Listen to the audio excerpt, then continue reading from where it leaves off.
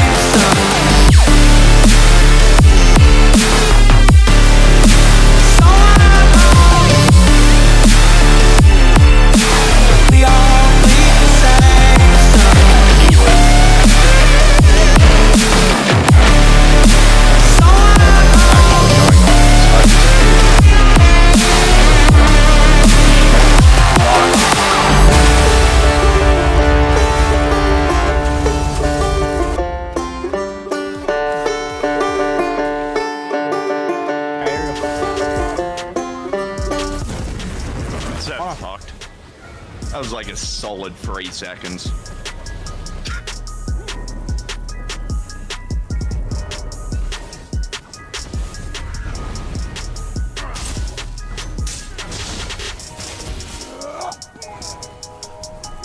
Yeah. Going about in general, that yeah. I love this game. Taking a look at our attributes, we have 0 points into magic, 26 points into health, and 38 points into stamina. These are the stats of our front bar unbuffed, and these are the stats of our back bar unbuffed. And for the nerds that care, here are the stats of our bars, moderately buffed. And do note that these numbers get way higher while you're in combat. And let's take a look at that critical damage real quick. On this build for our race, we are a cat, obviously, for the passives that we get, those being Robustness, increasing all of our recoveries, Lunar Blessings, increasing all of our max stats, and Feline Ambush, increasing our critical damage and healing by 12%, and making us a hide-and-seek pro. I'm just a cat on this build by default, and it works really well. Other races that could work for this build would be Orc, Dark Elf, Wood Elf, even High Elf. There's a lot of variability in what you want to be as a race for this, because, well, this build's just powerful, but I'm a cat on this build. For our Mundus stone, I have gone with the Serpent. I am using the Serpent because I find that the number one reason you will die in most combat encounters is because you run out of resources, and we're trying to really back up our stamina sustain so we can stay in the fight a lot longer. That's why I've gone with the Serpent over something like the Warrior for more damage, or even the Shadow for more crit damage, simply because if you can't sustain in a fight, you will die. That will be the reason you will die. So this takes care of that on this build. On this build, we're a Vampire Stage 4 for the passives that we get, those primarily being Undeath, which reduces our damage taken by up to 15% based off of our missing health, and Unnatural Movement, or what we refer to as Stage 4, which allows us to go invisible if we sprint without stopping for 3 seconds. This skill right here is worth being Stage 4 for. This allows you to get away from Zergs and more or less control the battlefield once you know how to use it properly.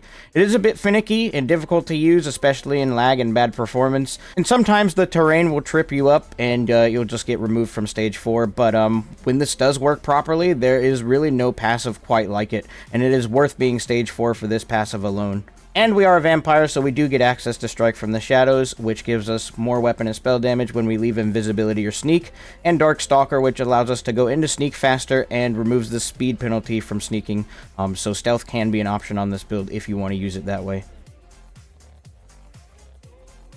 For our consumables, our food, on this build I am using Orzorga Smoked Bear Haunch. This gives us maximum health and recoveries for each of our stats. We don't get access to the health recovery though, because we're Stage 4, but that stamina and magic recovery is huge on a build like this. This helps top off our sustain and keep us in the fight a lot longer. I do know that this food is quite expensive, so if you can't afford it, Jewels of Misrule is a great alternative. It does the same thing, but the stats aren't as big, but you know, it'll get the job done. And since we're a vampire, I tend to keep a few of these on hand. This is a Corrupting Bloody Mara. This will set us to Stage 4 when we use it, so that way we can keep up with our vampirism so it doesn't expire. And for BGs, I keep a few of these, a Purifying Bloody Mara. This sets us down by 1 stage. I don't use Stage 4 in BGs because there's typically not enough time to sprint for 3 seconds to go into Stage 4 in BGs.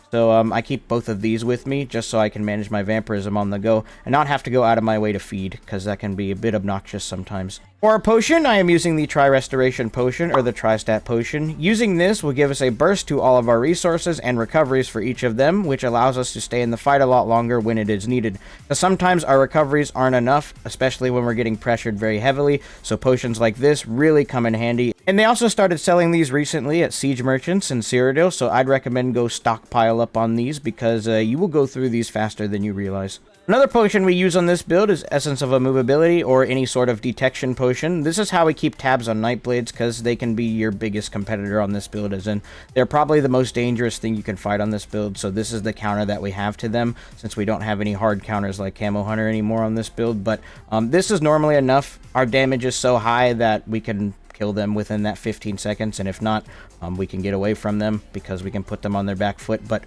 invest in a few of these if you can, because this is how you will manage Nightblades on your build. And lastly, Essence of Invisibility. Any invisibility potion on this build is phenomenal. I have this one, so it gives me major expedition and makes me go invisible, but this is for when stage 4 is not exactly an option, or you're being incredibly pressured and you don't have 3 seconds to start sprinting. You'll hot swap to this, you'll use it, and you'll go invisible, and this will save your life a lot of the time that you use it.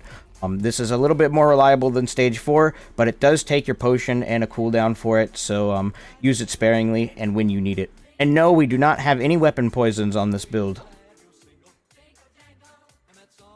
Alright, for the part that makes this a well-oiled machine and why it does so much damage, our gear. And before we look at the gear, I'll have a Walmart version of this build, so you can have some alternative things to run on it in case you don't have anything that this build has. I'll cover that after this. On our front bar, we have a Tarnished Nightmare Bow with a shock enchantment. It is sharpened. If you don't know what Tarnished Nightmare does by this point, you're kind of living under a rock, but it gives you 3 lines of crit chance, which is phenomenal, and 5 items. Whenever you deal critical damage of any kind, your enemy explodes with glass after 1.3 seconds. This can happen every 8 seconds. The 1.3 second change makes it perfect for brawling and lining up with burst, especially when we pair it with our other set. You can get some insane burst off on this build with this set and the other things that we're running it with, but yeah, this set, really strong on this build. On our back bar, we have the Vegetarian's Ice Staff with a weapon damage enchantment. It is defending. We have this here just in case someone wants to push their offense in close quarters on us, so this will put some extra pressure on them, because sometimes you are going to be forced into close quarters combat, and this helps keep the pressure up on them, so, you know, they have to play a bit more defensive. Also, we don't really have much else we could put here on the back, and we have susceptibility, so the pairing with this is just as good as it gets. For our head, we have a Tarnished Nightmare Helmet with a Tri-Stat enchantment. It is well fitted. For our chest, we have the Gallant Chain with a Tri-Stat enchantment. It is reinforced. This is here for the 1 piece of maximum health that it gives to us, so that way we can put some survivability into the build. This is also known as the trainee chest piece in heavy, but this is a quest reward, this specific item. A quest reward that you can get for free in base game. I have a link to how to get it in the description. It's just a small quest you complete and you get this. It's a very good item for survivability, and you don't really have an excuse not to put it on the build. For our shoulders, we have Null Arca Arm Cops with a Stamina enchantment. It is well fitted. Every single glyph on this build should be prismatic, aka Tri-Stat, but I'm lazy, so this one still has Stamina on it. But this is Null Arca, our second set on the build. This gives us 2 lines of crit chance. We don't get access to that third one because, well, that's PvE focused. But 5 items, dealing critical damage gives you a stack of silver. Once you get 3 stacks, you launch a crystal at your enemy's forehead that deals an insane amount of damage, and this can happen every 4 seconds. Lining this up with Tarnished Nightmare and the other things we have on this build is why people can go down in nearly 1 combo or just 1 shot in half a second. This set is incredibly powerful right now, and it does so much for this build. This is a phenomenal set, and I'd recommend trying to get this if you can. Because there's no other set currently like it in the game for what it's doing for our build. For our waist, we have Left-Hander's Aegis Belt with a Tri-Stat enchantment. This is well fitted. This is our mythic item on the build. Basically, whenever we roll dodge, we don't dodge attacks anymore, but we get a huge 20k damage shield, which absorbs all the damage instead. This is great because we can roll attacks we normally can't roll, for example, siege and area of effect attacks, like spin to win, if someone's trying to execute us. This mythic is still incredibly powerful, and we've put all of our survivability into the build, having all well fitted on apart from our chest, so that way we can take advantage of this because, well, this will literally allow you to roll dodge out of ball group pools and whatnot. This is the answer to a lot of the damage that you will take on this build. It's very strong for our survivability. For our hands, we have Null Arca Bracers with a Stamina enchantment. It is well fitted. For our legs, we have Null Arca Guards with a Tri-Stat enchantment. It is well fitted. For our boots, we have Null Arca Boots with a Stamina enchantment. It is well fitted. For our necklace, we have a Tarnished Nightmare Amulet with a weapon damage enchantment. It is infused. It should actually be swift. We're going to run all swift on this build because movement, speed, and distance is our mitigation on this thing. We're playing to our advantage having distance with a build like this so we don't take damage. But, yeah. For our first ring, we have a Tarnished Nightmare Ring with a weapon damage enchantment. It is swift. And for our second ring, we have a Null Arca Ring with a weapon damage enchantment. It is also swift. So if you don't have access to Tarnished Nightmare, there is another set you can use. It's called Galarian's Revenge. It's not going to be quite the same as Tarnished, but it'll do a very good job in what it's supposed to do. This is some good damage with your bow. Doing 5 light attacks, puts a bomb on your enemy, and that bomb blows up and does some damage. It's a very good set in place of Tarnished if you don't have it. You get this from Imperial City with some Telvar, or you can buy it from guild traders. That's an alternative if you don't have Tarnished. If you don't have the Vegetarian Ice Staff, you can also use a Ice Staff of the Trainee, or even an Ice Staff of Potatoes, or Potentates as it's called. Both of those would work in place of this until you get an Ice Staff. Or, I mean, if you don't have an Ice Staff, you can still run another Vate Destruction Staff here. But the Ice Staff is best because of that minor brittle that we get with susceptibility. You do not have an excuse not to run Gallant Chain on this build. There is room for it, and it's super easy to get, so I'd recommend go get that. For Null Arca, there's not a lot of other good options. Null Arca is kind of prime in its position right now. There's no proc set that competes with it. Another set you could use, basically, in place of this, I guess, would be Red Mountain. Red Mountain's super easy to get. It's a little unreliable sometimes, but, you know, that extra proc damage can sort of be lined up, so I guess you could use that in place of Null Arca. And I know not everyone has access to left-handers, because one of the leads is incredibly difficult to get, Mr. Jewelry Crafting lead, but if you don't have access to this, it's a pretty easy fix if you do have Mythics, because you probably have Marken. If you have the Marken Ring of Majesty, just put on a medium belt of either Tarnished or Null Arca, and then put on, where is it, Marken in its place. This will do you just fine. If you have the new Mythic too, you can also run the Monomyth Reforged. That's another good alternative. But those are what you could run in place of left-handers until you get left-handers. And if you don't have any Mythics at all, you could probably get away with running a monster set. Just drop the head and shoulders and go for something like Molag-Kina. This is about as good as it gets for your monster set that you can get base game for a build like this. You could also run Kulnar's Nightmare if you have that, but that's a DLC thing, so Molag-Kina is probably a better option here. And yeah, those are some alternatives you can run on this build to make it, but everything you see right here is why the build is a very well-oiled machine. For our skills, the first thing we're going to talk about before we look at the skills is actually what we've subclassed into. On this build, we've subclassed out Daedric Summoning for Assassination from the Nightblade skill lines because of the amount of crit damage and crit chance we get from this. In fact, we can also use it safely from range, paired with what we're doing now, makes this build incredibly powerful, so that's why we've subclassed into Assassination, because there's not really another skill line that'll do what this skill line is doing for the build. For our first ability, we have Crystal Weapon. Using this will turn your light and heavy attacks into a skill, basically, allowing us to weave a skill in between skills and do a lot of extra damage. It keeps up the pressure, gives us damage, and also reduces our target's armor by a bit. This is a good skill, especially from range, using it with bow.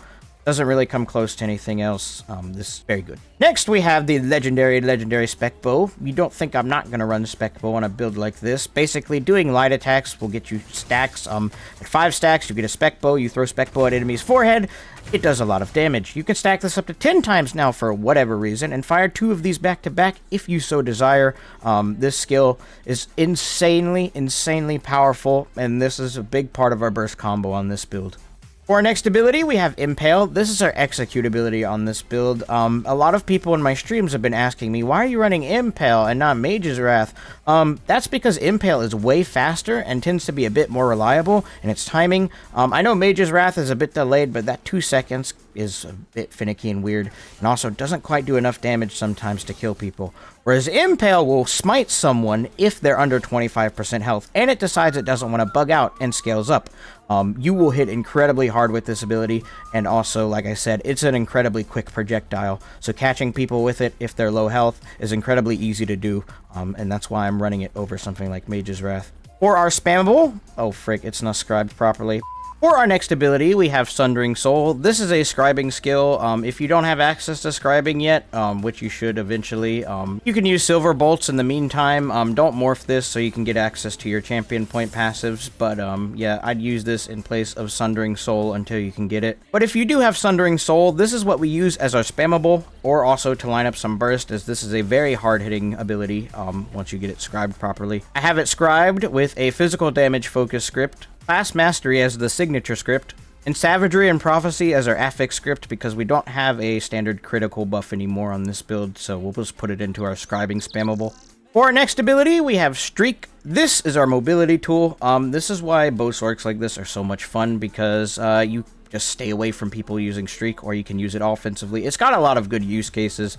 You can use it to stun people, to line up burst, which I do sometimes if I really need to put someone down, or you can use this to get away from people. So say you're getting chased by a Zerg, streak away, then try and go into stage 4, you will be fine. Just the mobility that this skill provides is why it's on this build. For our ultimate on our front bar, we have Energy Overload. This ability is very, very strong in what it does. It's very cheap, and basically when we activate this, it turns our light and heavy attacks into balls of lightning that do a lot of damage and give us resources back whenever we use it.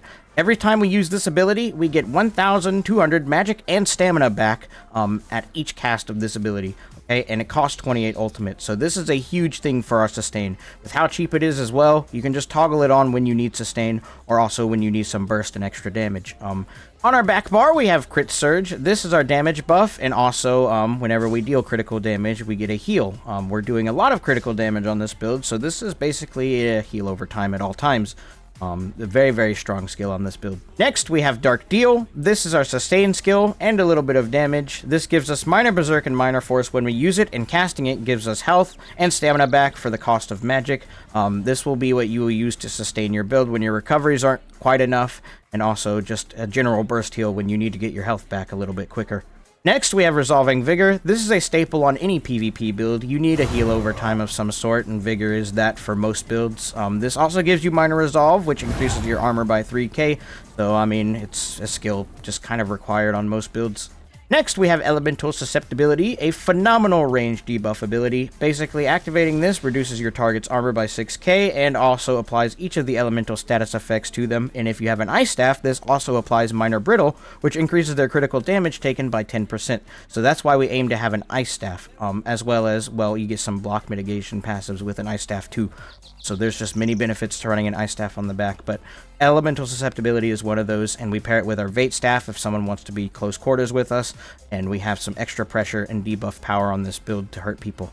Next, we have Hurricane. This is our armor buff, but also our mobility skill. Basically, activating this, anyone that is close to us starts taking damage. That damage ramps up and has a bigger area the longer this buff is active, so anyone that does want to get close to us, paired with the Vate Staff, we have quite a bit of extra damage to put into someone at close range, but also we get Minor Expedition with this, allowing us to move 15% faster, which is very critical on a bow build because your biggest advantage is range. You want to play to that as your strength. So keeping your distance and having that movement speed with Hurricane is phenomenal on a build like this. It's just so much complementary stuff. For our back bar ultimate, we have Temporal Guard. I hate this ability. It doesn't work 99% of the time, but when it does work, it does what it needs to do. It is a very good ultimate, and not a lot competes with it.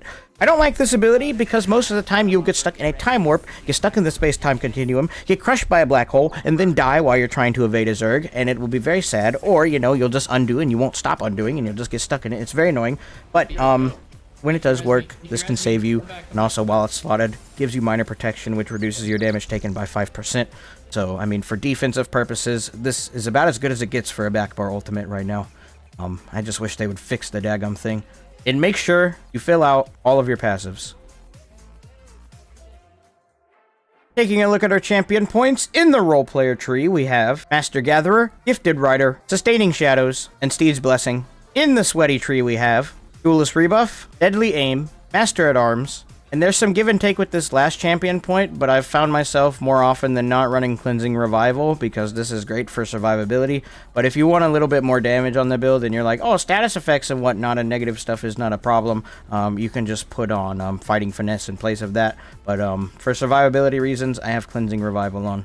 In the potato tree, we have Celerity, Survival Instincts, Pain's Refuge, and Sustained by Suffering. And make sure you fill out all your little golden stars as well, but aim for these slottable passives. Welcome to the combat stuff section. If you have no idea what a combat stuff section is, then one, you're new here, and that means you have to subscribe. Look, I don't make the rules, but second, it is where we go to talk about everything related to how to actually play the build, so that way you don't run out there with the build, die a bunch of times, and then come back to me and complain about how the build is bad because you never actually learn how to play it, okay? That is what this part of the video is trying to help you with. Okay, so now that we got that out of the way, let's begin. So the first thing that we're going to talk about before we cover anything else in the build is some of the funny mechanics that we use on this build in order to maximize its damage as it relates to our offensive combos. The first one is Crystal Weapon. A lot of the time you can pre-buff Crystal Weapon, so activate Crystal Weapon, light attack, and then use a skill. But you can also light attack, Crystal Weapon, and then roll dodge cancel that if you want to get some like jab pressure in there, just to keep someone on their back foot a bit. I do this quite often when I'm trying to feel out how squishy a target is, or start charging up and trying to line up some burst. I'll normally do this as like a jab poke, so that way you know, I can just start preparing the combo while keeping some pressure up. So just know you can light attack, then activate Crystal Weapon, and it'll still apply to your light attack while it's in flight. Just know that that is something that you can do. And another thing we need to talk about is animation canceling, because it is very important to understand that you can animation cancel Impale. Impale is our execute on this build, and if you just let it fly without animation canceling it, it does have a bit of a travel time, but it's very, very quick. The reason I love Impale is because if you animation cancel it, it travels near instantly to your target, and this makes it way faster than Endless Fury, which is very slow in comparison. So the ability to quickly execute someone when they're in execute range and line it up with the rest of our burst is insane if you roll cancel Impale, or, you know, just animation cancel it in general. I will have a video linked in the description on how to animation cancel. I made a guide on it a while back. So please try and learn how to use animation canceling and learn to animation cancel Impale, so that way you can secure kills a lot quicker. This animation canceling also applies to our Merciless Resolve or our Spec Bow. You can animation cancel that, and it seems to travel a bit quicker to our target if you need it to do that. But most of the time I like to let the projectile fly through the air very slowly, so that way I can line it up with a bunch of other bursts and then streak through the target as soon as the Merciless hits them, so that way I can have some huge damage and they're basically guaranteed to take the damage. So yeah, just learn how to animation cancel. So now that we got that out of the way, let's talk about our offensive rotation. There are a lot of ways to approach combat with a build like this. The many different combos you can throw at someone depending on the situation. A lot of it is learning what combos are necessary to do the job to kill someone, but I'll talk about the basic combos and just how to approach fights, I guess. But don't expect to go out there and just start insta-killing people. That's not how it's going to be. I've played Bowsorc for a while, and with subclassing, I have a few more options for how I can approach combat situations. But a lot of what you're going to learn on how to use this build properly is going to be in the field playing with the build. So there will be some trial and error periods, but once you get it figured out, you'll find that this is one of the most fun playstyles to play in ESO. But yeah. So I'm going to try and cover the basics for you, so that way you know where to start, because this build can be kind of complicated to get right. There's a lot of moving parts. So what you're going to first start doing with your rotation is, of course, you're going to buff up. You're going to make sure that your crit surge is activated. You're going to dark deal. You're going to activate vigor, and you're going to make sure hurricane is up. And then once all those are up, you're going to go to your front bar, use crystal weapon, and then swap back to your back bar, and then do a light attack, elemental susceptibility, and then swap to your front bar, and then do a sundering soul with a light attack. This is generally the opening combo that I do to go ahead and prepare the debuffs on my target and also put some pressure on them and start generating some stacks of not only null arca but spec bows so I can line up future combos. Generally, what I'll do after this is I'll just do a crystal weapon, light attack, and sundering soul. If I have access to overload and enough of it to use, I'll toggle overload on, and I'll use that with the combo. And if I find that they're in execute range or in need of a little bit of encouragement, if I have spec bow, I will throw spec bow at them, and if they're in execute range, I will throw impale at them. There are two big combos that you are looking to land with this build that will guarantee you the kill. Both of them involve a bit of preparation and lining up our procs with the right abilities. For this, general rule of thumb is to make sure you have a minimum of 150 ultimate for overload. Should go without saying, make sure that your buffs are up. You have 2 stacks of null arca, at least 1 spec bow, and that tarnished is off of its cooldown.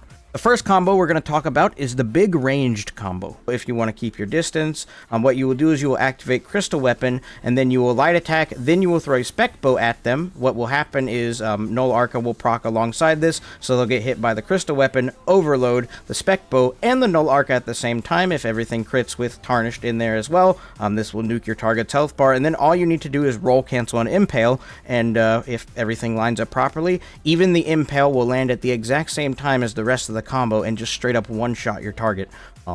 The other combo we're looking for is if someone is extra tanky, or, you know, they're blocking a lot, or you're in melee range and you can't get away from them. So this is our big close quarters combo, is you're going to wait till you have 2 stacks of Null Arca, at least 1 spec bow, and some overload ultimate to use. So what you'll do is you'll activate Crystal Weapon, you will light attack, and then you will streak through them with your 2 stacks of Null Arca.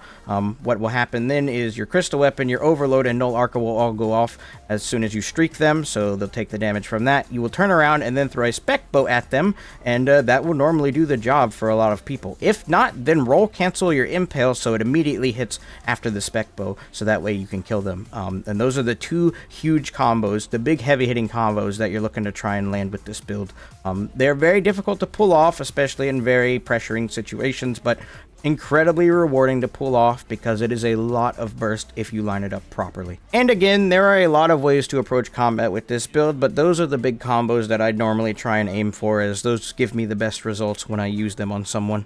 As it relates to the survivability, there is one critical tip that you need to get right on this build and you will be fine most encounters, and that is distance. You are a bow build and you specialize in doing range damage, so keep your distance from your opponent. If your opponent can't hit you because you're out of range, you are in a good spot, okay? Sometimes that's not going to work, and that's why we have streak and left-handers. So if someone does end up getting close to us, we can roll dodge away from them and then streak away and then try and put the pressure back on them. And if we're stuck in a close quarter situation, we have the Vate Staff built in with our Hurricane, so we can keep some pressure up and brawl a bit. But this is not a foolproof strategy, because the #1 way to not die on this build is to know that you are a range build and you need to keep your distance, okay? We are very squishy on this build, so keeping your distance is critical to playing this build properly. Don't get close to fights that you don't need to get close to. Stay back, far away from everyone, and just start sniping people and trying to line up combos on them. And if you need to, the Zerg is chasing you, make sure Vigor is active so you have some heals incoming. Dark Deal, make sure you're a safe distance away from anyone that can bash you when you use Dark Deal so you can get the heals from it. And just streak and roll dodge away. And if possible, try and stage 4 out. If you can't stage 4 out, that's what an invisible potion is for. Use that instead, because I know stage 4 can be a bit buggy and you don't exactly have 3 seconds to start sprinting and get away from people. But yeah, that's generally how you're going to survive on this build, is just keep your distance. Someone starts pressuring you, roll dodge a bunch and streak away and put more distance between you and them. Just make it very hard for them to reach you and hit you, okay? If someone is fighting you with ranged projectiles, again, that's what left-handers is for. Just rolling all of that so they can't exactly deal damage to you. And then while you're doing that, you're just poking them with your attacks and putting your offense back up. Since we're so squishy on this build, I've put all of our survivability, or most of our survivability, into left-handers, so knowing to use that to mitigate your damage is also incredibly important to get right. Don't try and block stuff unless you absolutely have to. The answer to most of your incoming damage will just be to roll dodge, so it keeps it pretty simple and is very effective. Oh, and only use undo if you absolutely have to. 85% of the time, this ultimate will bug out and you'll just die. So if it is actually your last resort, that is when you use undo. If you have no other options, you have no other way out, then use undo. But it's really just there because the 5% mitigation at this point, because the skill fails to work so many times. But, you know, when it does work, it will save you. So yeah, that's normally how you stay alive. Sustain is easy. If you need to do a heavy attack, but most of it is taken care of with our food and our Mundus, and Dark Deal. Just make sure you're using Dark Deal quite generously, so that way you don't ever run out of stamina, because you don't want to be caught out of stamina, because that is what will get you killed. You need to roll dodge when you need to roll dodge, and you need to streak when you need to streak, to do heavy attacks with your Ice Staff and your bow, if you know Dark Deal is not exactly the best option for your sustain right now. But if you need the heal, then try and distance yourself, and then use Dark Deal to get your health back, alongside making sure Vigor is up. But a lot of our healing will come from passive healing, like dealing damage with Crystal Weapon and also Crit Surge. All that will help us heal back up, especially if we're rolling all of our attacks very well with left-handers. But yeah, these are the basics you should try and keep in mind. I know it's a bit much, but the more you play this build, the better you'll get with it, and the more you'll know how to use things in certain situations where they're required. So, yeah, hope this helps. I am very happy with this build. It's very fun, and it's very me in terms of playstyle. This build, and builds like it, that are very squishy, they do suffer the most from poor performance, however, so playing a build like this and learning it can be quite frustrating at times. But again, when it works, this build is something else. If you have any questions about the build, feel free to leave them in the comments section. I might answer them. And also feel free to join the greatest Discord of all time. We have the bestest memes, the bestest emojis, and we discuss a great many things, and you should join us. The link to that is in the description. I do also live stream on YouTube and Twitch sometimes, so you can ask me about the build there too if you want. You might be able to even see me play this build live if you catch those streams as well. And if you're still watching the video by this point, then that means you care, and I want to offer you an invitation into our wonderful community. All you got to do is click that subscribe button, and if you want to see the streams, click the bell thing as well. And gamers, we're almost at 10k subs. We could do it. We will do something for 10k. I don't know what that is yet, but we will do something, okay? And if you want to take your support a step further, I do have a channel members available for you to join. You get some really cool perks, just like these guys. Look at them. They're cool. Thank you, my channel members. And thank you for watching this video. I pray this build serves you well in the PvP and that it is a lot of fun. Again, if you get frustrated while playing this build, don't be afraid to ask me any questions. I'll do my best to answer them for you. But yeah, be safe, gamers, and have a good